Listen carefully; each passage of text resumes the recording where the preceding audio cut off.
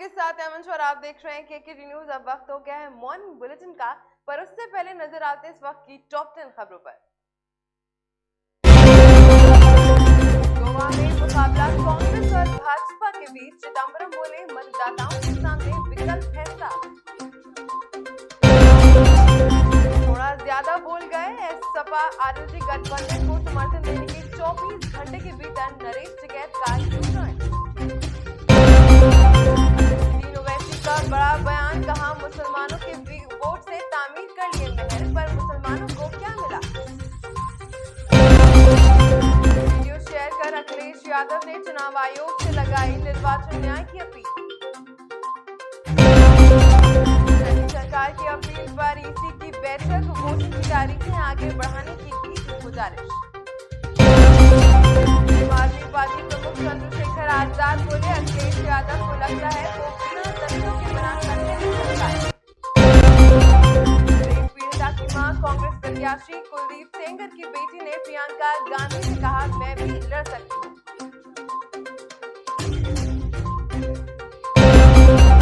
गुलाबी गैंग प्रमुख संपत पाल ने टिकट न मिलने पर कांग्रेस से दिया इस्तीफा।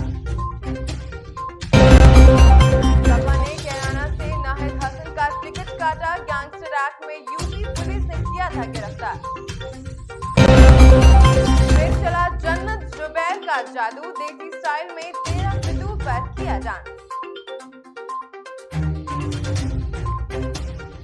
और अब चलिए नजर आते हैं आज दिन भर की कुछ बड़ी खबरों पर। यूपी में सियासी गठजोड़ का दौर चल रहा है। ऐसे में सपा का भीम आर्मी प्रमुख चंद्रशेखर आजाद की पार्टी से गठबंधन नहीं हो पाया है। समाजवादी पार्टी प्रमुख अखिलेश यादव ने भीम आर्मी प्रमुख चंद्रशेखर आजाद की पार्टी से गठबंधन को लेकर अब एक बड़ी बात कही है। जी हां, उन्होंने कहा है कि मैंने भीम आर्मी प्रमुख चंद्रशेखर आजाद की सीटें दी। अगर वो भाई की तरह हमारी मदद करना चाहते हैं तो उन्हें भारतीय जनता पार्टी को हटाने में मदद करनी चाहिए। चंद्रशेखर आजाद की पार्टी से गठबंधन न होने पर अखिलेश यादव ने कहा कि इसके पीछे कोई साजिश लगती है। मीडिया से बातचीत के दौरान उन्होंने कहा कि वो राजी हो गए थे, लेकिन बाहर आकर उन्होंने पता नहीं कहां बात की और मना कर दिया। वहीं आजाद समाज पार्टी के अध्यक्ष चंद्रशेखर आजाद ने अखिलेश यादव को लेकर कहा कि उन्हें हमारी जरूरत ही नहीं है।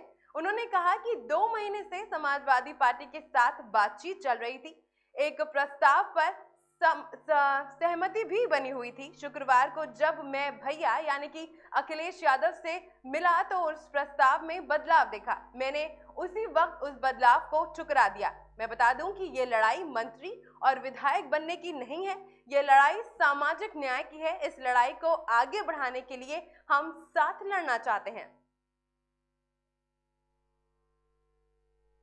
आजादी का अमृत महोत्सव के मौके पर इस बार गणतंत्र दिवस की परेड भी बेहद खास होने जा रही है। आजादी के 75 साल के जश्न के तहत इस बार दिल्ली के राजपथ के ऊपर से पहली बार 75 एयरक्राफ्ट फ्लाई पास्ट करते हुए दिखाई देंगे। जी हां, इनमें 5 रफाल विमान भी फ्लाई पास्ट करेंगे। एयरफोर्स के PRO wing commander Indrani Nandi ने सोमवार को बताया कि इस बार सबसे भव्य फ्लाई पास्ट होगा, जिसमें वायुसेना और नेवी के जहाज भी हिस्सा लेंगे। उन्होंने आगे कहा कि राजपथ के ऊपर से 5 राफेल भी उड़ान भरेंगे। उत्तर प्रदेश में चुनाव की घोषणा के बाद से प्रदेश का राजनीतिक तापमान चरम पर है। एक तरफ जहां विपक्ष सरकार पर हमला बोल रही है, तो वहीं सरकार की ओर से विपक्षी दलों पर पलटवार किए जा रहे हैं। इसी क्रम में प्रदेश के मुख्यमंत्री योगी आदित्यनाथ ने समाजवादी पार्टी पर करारा प्रहार किया है। बता दें कि योगी आदित्यनाथ ने कहा है कि समाजवादी पार्टी ने पेशेवर अपराधियों को टिकट देकर अपने वास्तविक चरित्र को दिखा दिया है। उन्होंने कहा कि पिछले 5 साल के दौरान हमारी सरकार ने भय मुक्त सरकार दी है। अखिलेश यादव पर हमला बोलते हुए सीएम योगी आदित्यनाथ ने कहा कि कैराना से लेकर बुलंदशहर तक जो चेहरे समाजवादी पार्टी के सामने आए हैं, वो करैना के व्यापारियों का पलायन के लिए जिम्मेदार हैं। मुजफ्फरनगर के दंगों के अपराधियों की ओर और पेशेवर हिस्ट्री शीटर को अपना कैंडिडेट बनाकर समाजवादी पार्टी ने अपने वास्तविक चरित्र को एक बार फिर से राज्य की जनता के सामने पेश कर दिया है। उत्तराखंड में विधानसभा चुनाव से ठीक पहले एक और राजनीतिक भूचाल देखने को मिल रहा है। बता दें कि उत्तराखंड में कैबिनेट मंत्री रहे हरक सिंह रावत भारतीय जनता पार्टी से निकाले जाने पर काफी दुखी हैं। मीडिया ने हरीक सिंह रावत से बातचीत की तो वो कहते हैं कि मुझे प्रहलाद जोशी ने दिल्ली बुलाया, इसीलिए मैं यहाँ आया था।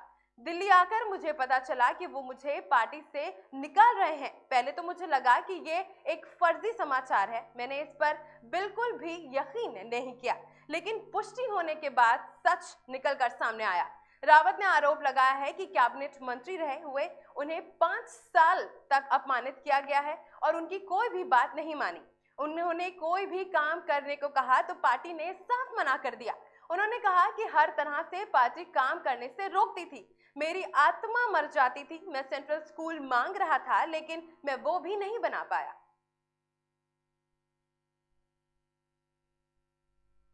भारतीय किसान यूनियन के नेता राकेश टिकैत ने कहा है कि हम किसी का समर्थन नहीं कर रहे हैं। जी हां, योगी सरकार को गोरखपुर से चुनाव जीतना चाहिए क्योंकि हमें राज्य में मजबूत विपक्ष की जरूरत है। राकेश टिकैत ने कहा, हमने कोई समर्थन नहीं दिया, लोगों को समझने में कहीं ना कहीं कोई गलती हुई है। योगी के साथ ही बीजेपी के बाकी बड़े नेताओं को भी जीतना चाहिए। ये नेता जीतेंगे तभी चुनाव के बाद विपक्ष मजबूत रहेगा। इससे पहले सपा गठबंधन की तरफ से सहयोग का ऐलान करने वाले नरेश टिकैत ने मीडिया से बातचीत की थी कि हम गैर राजनीतिक संगठन हैं। गठबंधन के सहयोग का बयान गलती से दे दिया गया। उन्होंने कहा कि हमारे ऊपर प्रतिबंध है और हम कहीं नहीं जा सकते।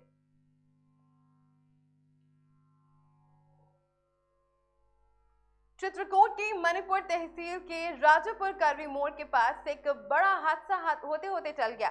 बता दें कि आज सुबह उस वक्त एक बड़ा हादसा होने से बच गया जब झांसी से सीमेंट लादकर आ रहे ट्रक ड्राइवर की लापरवाही के चलते ट्रक अनियंत्रित हो गया, जिसके बाद ट्रक ने मणिपुर मुख्य मार्ग पर रोड के किनारे खड़े एक डंपर के पीछे से जोरदार टक्कर मार दी।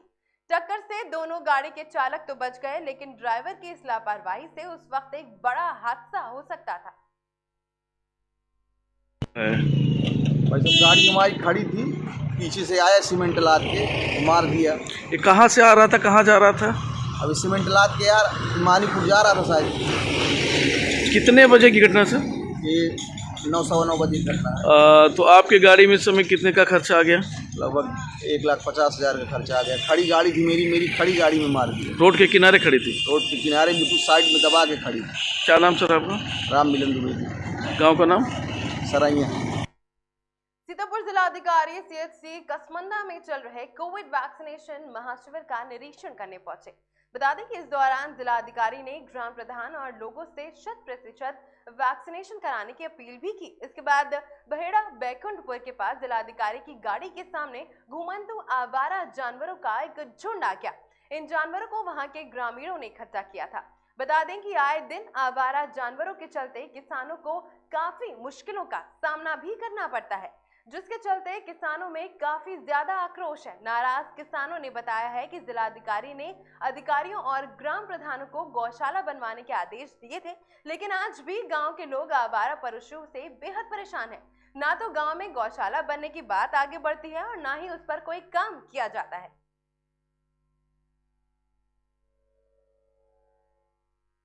मऊ के पीच रोड पर जरूरतमंद लोगों को दान पात्र सामाजिक संस्था के कार्यकर्ताओं ने गर्म कपड़े और जरूरत के सामान वितरित करने का लक्ष्य रखा है। दान पात्र संस्था ने एक अनोखी पहल करते हुए हजारों वॉलंटियर्स के साथ एक ही दिन में तकरीबन 12 टीमें बनाकर लोगों को लाभ पहुंचाया है। इस दौरान लगभग 1 लाख जरूरतमंद परिवार तक निःशुल्क गर्म कपड़े, राशन और अन्य जरूरत का सामान पहुंचाया गया। टीम के सदस्यों का कहना है कि इसका श्रेय सभी इंदौर वासियों, वॉलंटियर्स और हर उस व्यक्ति को जाता है जो प्रत्यक्ष एवं अप्रत्यक्ष रूप से दान पात्र एसोसिएशन का हिस्सा हुआ है। टीम ने ये आयोजन कोविड प्रोटोकॉल का पालन करते हुए ही किया है।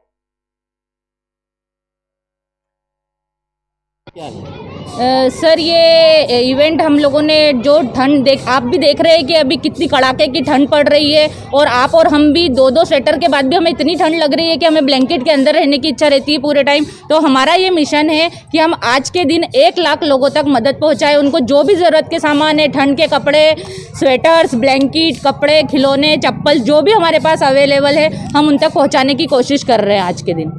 ये कौन सा ग्रुप के माध्यम से कर रहे हो? सर ये दान पात्र का हमारा ग्रुप है, जिसमें हम लोग कम से कम 7,000 वॉलेंटियर्स काम कर रहे हैं, और अभी तक हम 11.5 लाख लोगों को मदद पहुंचा चुके हैं, और 1 लाख लोग हमें इसमें डोनेट करके मदद कर चुके हैं। कितने साल से आपकी संस्था संचालित हो रही है? सर ये 2017 से संचालित हो रही है। आपका जो ये सामान इकट्ठा करने का है, क्या इसका प्रोसीजर होता है, किस तरह से? सर ये दान पात्र करके एक ऐप है, उसको डाउनलोड करके आप उस संस्था को जो भी आपके पास सामान जो ज़रूरत का नहीं है उसे उस दान पात्र को दे सकते हैं। आपका नाम बताना। सर शीतल जैन कर रहे हैं। बांदा जिला पंचायत सदस्य श्वेता सिंह गौर के छोटे भाई ने खुद को गोली मार ली। बताया जा रहा है कि प्रेम प्रसंग के चलते युवक ने खुद को पेट में गोली मार ली थी, जिसके बाद हालत गंभीर होने पर युवक को जिला अस्पताल में भर्ती कराया गया। कुछ दिन पहले ही शहर के जाने माने व्यापारी की बहू को लेकर वो चला गया था। बता दें कि युवक की लड़की से फेसबुक के जरिए दोस्ती हुई थी, जो बाद में प्यार में बदल गई। इसके बाद दोनों शहर छोड़कर चले गए थे और एक वीडियो बनाकर उसे सोशल मीडिया पर वायरल कर दिया था, जिसमें अपनी रजामंदी से घर छोड़कर जाने की बात भी कबूली थी। इसी बीच लड़की का एक पत्र भी सामने आया है, जिसमें उसने अपने खुद से घर छोड़ने की बात कही है। आपको बता दें कि पूरा मामला बांदा के आवास विकास कॉलोनी का है। सीओ सिटी राकेश कुमार सिंह ने बताया है कि शुभम सिंह आवास विकास कॉलोनी में अपने बहनोई के घर रहता था, जिसने सुबह 9 बजे लाइसेंसी रिवॉल्वर से पेट में गोली मार ली। बता दें कि मौके से रिवॉल्वर और कारतूस का खोखा भी बरामद कर लिया गया है। फिलहाल युवक का इलाज जिला अस्पताल के ट्रॉमा सेंटर में चल रहा है। कर रहे हैं, किसी की जबरदस्ती में नहीं कर रहे हैं, न किसी के कहने में कर रहे हैं, अपने ही मर्जी से कर रहे हैं दोनों लोग, और ना ही किसी के हम लोगों ने शादी भी कर ली। किसी का कोई दबाव नहीं है, जो हम लोग कर रहे हैं दोनों एक दूसरे की रजामंदी से कर रहे हैं। न किसी ने डराया है, न कुछ किया है, दोनों साथ रहना चाहते थे तो ये सब किया है। कोई भी परेशान मत होइएगा, हम लोग सेफ हैं और अच्छे से हैं, और हम लोग किसी का बुरा नहीं करेंगे और हमारा भी बुरा मत करिएगा। आया था, क्या मामला है, कहाँ से आया? अभी एक 22 वर्षीय युवक लाया गया है, जिसका पता जो है करवी चित्रकूट का है, और इसके पेट में गोली लगी हुई है। इसको मरीज को भर्ती कर दिया गया है, इसकी डॉक्टरी परीक्षण किया गया है। इसके बाद इसको हायर सेंटर पे रिफर कर दिया गया है। तो इसने खुद ने मारी है, किसी दूसरे ने मारी है, कुछ जानकारी? ये भाई हमारे कुछ परिजन बता रहे हैं खुद से मारी है, लेकिन ये तो जांच का विषय है, जांच के बाद पता चलेगी कि क्या घटना क्या हुई है, किस तरह से काट। ये शुभम सिंह निवासी करवी चित्रकूट, उम्र करीब 26 साल का एक युवक है, जो अपने बहनोई दीपक सिंह निवासी आवास विकास कॉलोनी के घर पर रहता था। उसने आज सुबह करीब 9 बजे उनकी लाइसेंसी रिवॉल्वर से पेट में गोली मार दी है। मौके पर रिवॉल्वर, कारतूस, खोखा बरामद किया गया है। युवक का इलाज ट्रॉमा सेंटर सदर अस्पताल में चल रहा है। क्या कारण है, कुछ पता है सर? अभी एक प्रकरण ये जानकारी में आया है कि ये दीपक सिंह का जो साला है शुभम, ये नगर की एक युवती को लेकर के, जो 2 बच्चों की मां है, उम्र करीब 37 साल है, उसको लेकर के ये विदिशा चला गया था, और वहां से लौटने के बाद दोनों पक्ष अपनी सहमति से अपने अपने घर चले गए थे। कल शाम को ये लोग अपने अपने घर चले गए थे। सर ये किनकी थी लाइसेंसी रिवॉल्वर? ये लाइसेंसी रिवॉल्वर शुभम सिंह के बहनोई दीपक सिंह की थी। कन्नौज के फगुआ में पशुओं की गला घोटू बीमारी ने भयानक रूप ले लिया है। बता दें कि इस बीमारी के चलते कई जानवर अपनी जान गंवा चुके हैं। इस बीमारी के चलते गांव के सैकड़ों जानवरों की अब तक मौत भी हो गई है। मामले में पशु चिकित्सा विभाग की बड़ी लापरवाही सामने आई है। पशु चिकित्सा विभाग ने कभी भी जानवरों का टीकाकरण नहीं कराया, जिसके चलते बीमारी ने जिले में दस्तक दी है। बता दें कि इस गांव के गरीब परिवार दूध बेचकर अपनी जीविका चलाते थे। बता दें कि पशु चिकित्सालय ने जानवरों को साल के नियमित टीके भी नहीं लगाए हैं। गला घोट गई वो जाने लगता है। कब? कल सर्दी थी, हम सर्दी आई गई है, सवेरे डॉक्टर बुला इंजेक्शन लगवाया। अच्छा, किस गांव घटना है? गांव क्या नाम है? कुचर। आपका नाम? कुसुम देवी। कितने साल की पड़ी है? बढ़िया 1.5 साल की, तो जब पूरी 4 महीने घर थी। लगभग कितनी कीमत होगी? पता ना, गला घोट गई वो जाने लगता है। कब? कल सर्दी थी, हम सर्दी आई गई है, सवेरे डॉक्टर बुला इंजेक्शन लगवाया। अच्छा, किस गांव घटना है? गांव क्या नाम है? कुचर। आपका नाम? कुसुम देवी। कितने साल की पड़ी है? बढ़िया 1.5 साल की, तो जब पूरी 4 महीने घर थी। लगभग कितनी कीमत होगी? पता ना। मॉर्निंग बुलेटिन में फिलहाल बस इतना ही। देश और दुनिया की तमाम खबरों के लिए बने रहे हमारे साथ और देखते रहें खबर की दुनिया।